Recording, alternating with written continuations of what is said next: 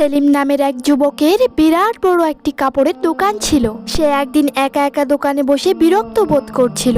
তাই সে মজা করার জন্য লোকদেরকে চিৎকার করে বলতে থাকে, আমাকে বাঁচাও, আমার দোকানে আগুন লেগেছে। লোকজন তার কাছে দৌড়ে এসে দেখে কোথাও আগুন লাগেনি। তখন লোকগুলি সেই সেলিম নামের যুবককে বলে, কোথাও তো আগুন লাগেনি, তুমি চিৎকার করছো কেন? তখন সেই যুবক বলে, আমি মজা করার জন্য মিথ্যা কথা বলেছি। দ্বিতীয় দিন সেই যুবক আবার একই কাজ করলো। লোকজন জিজ্ঞাসা করলে বলে সেই যুবক, আমি মজা করার জন্য মিথ্যা কথা বলেছি। তৃতীয় দিন সেই যুবক মজা করার জন্য আবার একই কাজ করলো। লোকজনকেও সে একই কথা বলল। চতুর্থ দিন সেই যুবকের সত্যি সত্যি দোকানে আগুন ধরে গেল। সে চিৎকার করে ডাকতে থাকলো, কিন্তু কেউ আসলো না। লোকজন মনে করলো সে চিৎকার করে আবার মিথ্যা কথা বলছে, সে হয়তো মজা করার জন্য আবার এমনটা করছে। বন্ধুরা, মিথ্যাবাদীরা কখনো বিশ্বাসযোগ্য হতেই পারে না।